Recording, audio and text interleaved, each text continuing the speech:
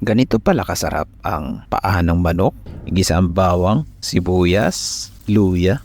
Isunod ang paa ng manok at nilinis ko na to. Pinutulan ko na rin ng kuko at make sure lang na hugasan natin ng maraming beses bago natin lutuin. Kasi syempre alam mo naman, paa nga yan. At lagyan ng toyo, oyster sauce, pamintang buo, bay leaves, brown sugar.